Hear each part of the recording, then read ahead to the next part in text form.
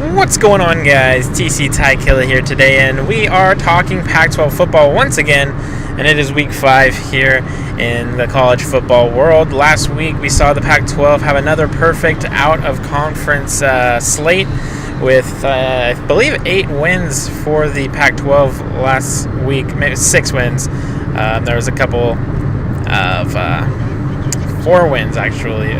4 wins, because 4 teams played out of conference, 4 teams played interdivision games, and then 4 teams had bye weeks. So not tough games. USC played at versus Utah State, close game there. BYU didn't get by Utah, so Utah held on to win there. Good game between that one. I got to watch that one a little bit, and it was a very good game, and was a good game late, especially. So that'll be good for them, getting some experience late in the game. Some intense moments there. Washington beats up on Idaho State, and Washington State beats up on Idaho. And both those teams pitched a shutout for the Pac-12 this weekend. And so we finally are going into the Pac-12 conference play, a good amount of games, 5 games this weekend.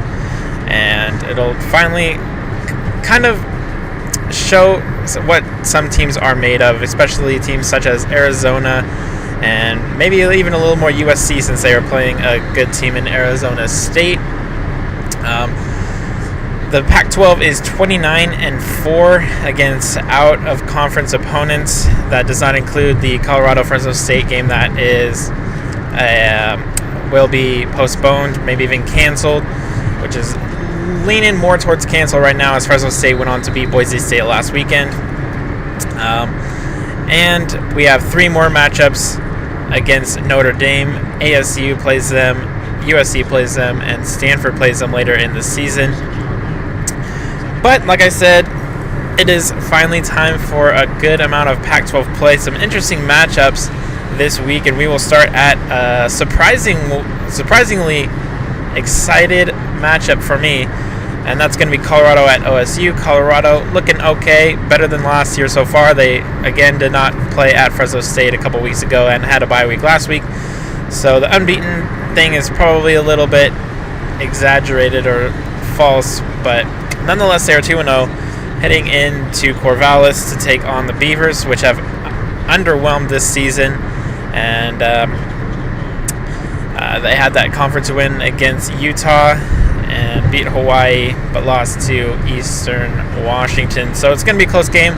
Luckily for the Beavers, it is at home. Sean Mannion and Storm Woods. I don't know if Storm Woods is going to be back. I think he's doubtful.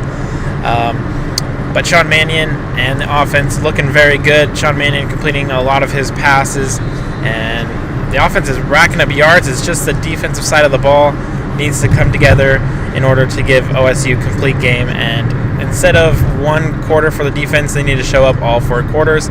Colorado does have some explosiveness with Paul Richardson, one of the leading receivers in the nation. He is looking to have another breakout game against the not-so-good Beavers defense, but we will see on that one. I think it's going to be close, but I believe OSU will come out on top. 31-23 is my predicted final score. Next, we will go to Cal at Oregon. California, or both these teams actually coming off their bye weeks, and California allowed 550-ish yards to Portland State, so I'm kind of scared for what the Ducks will do to them. It'll probably be a game where the starters will be pulled again in the second half. How many points will they be able to get on California before Mark Helfrich pulls Mariota and Thomas and all those guys?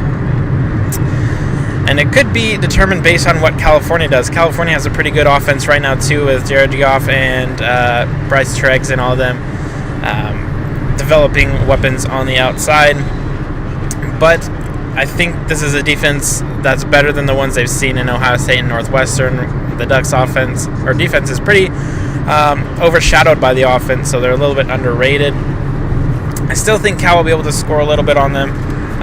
But Oregon's definitely going to have their way with the Bears, especially with their porous defense as well. So I'm going with Oregon 65, Cal 21 on this one. And being in Austin, that's not going to help the Bears at all.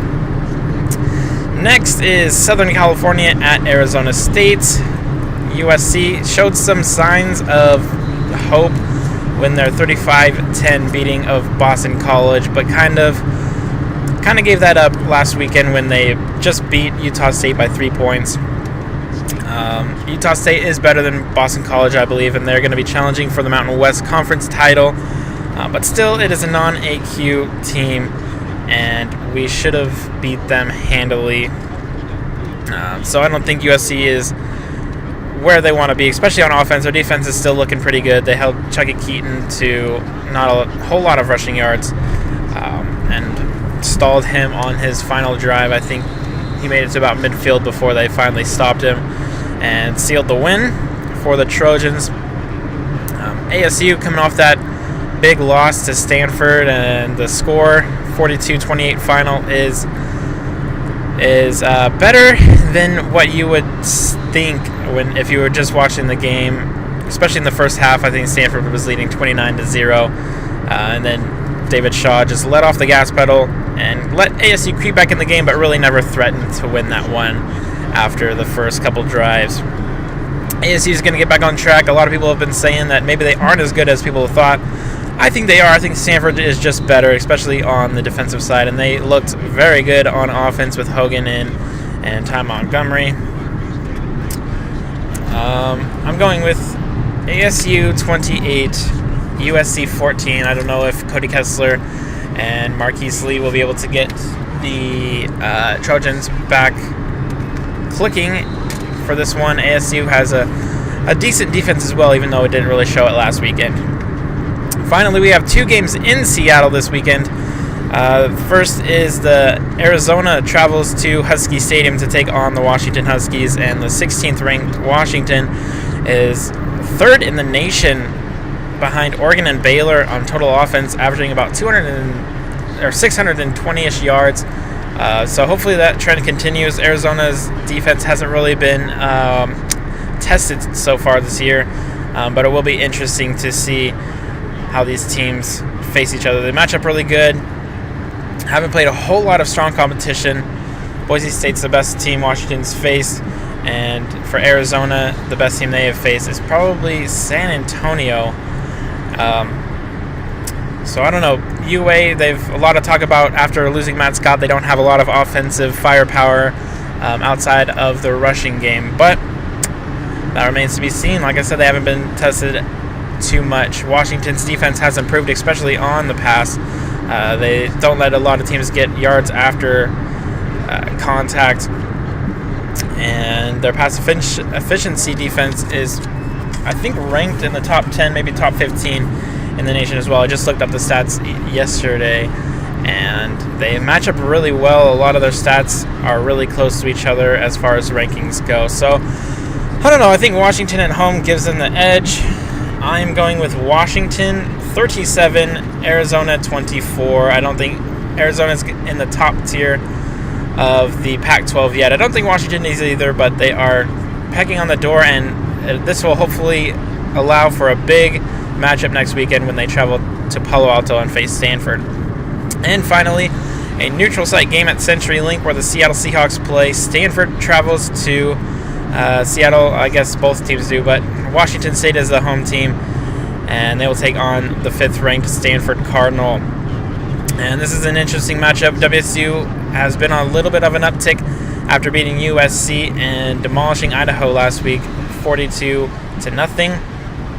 And also, like I said when I was talking about Arizona State, Stanford looked very good on offense last week. One of the best offensive outings, especially in the first half, that I've seen from them. I think. But can WSU stop them? I think WSU's defense is not as good as Arizona State's. But again, they are a sneaky good defense and haven't allowed too many points themselves this year. So it will be interesting to see how they do against Hogan and Montgomery and all their under-the-radar offensive weapons, because when you think of Stanford, you don't really think of anyone that stands out on the offensive side as far as receivers or tight ends go after they lost their top 2 tight ends to the draft last year. Washington State needs to limit the turnovers. They cannot lose the turnover battle if they want to win this one. A few people have put them on Stanford up on upset alert. I don't think Holiday can do it in that pass rate defense. Stanford really bothered Kelly last week and did not allow him to complete many passes. I mean, he was completing passes in the second half, but I think after that they're already let up. Ed Reynolds from Stanford is not going to be in there for the first half after being ejected last week. So WSU needs to capitalize that and get a jump on Stanford early and make it. And they need to probably lead going into the second half if they want a chance at this one. But I don't think it's going to happen. I'm going with Stanford 31, WSU 17. So that will conclude the 5 conference slate games for the Pac-12. And there's some exciting games, so a full day of football for Pac-12 fans, and there's some other good matchups around the league, or around the nation.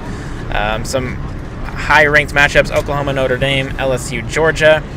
So it's going to be a great day of football, especially after the past couple weeks of kind of mediocre-ish kind of matchups. So go watch some games, have some fun. Tell me what you guys think about my predictions, and give me your predictions as well. Thank you for checking me out, and like and subscribe.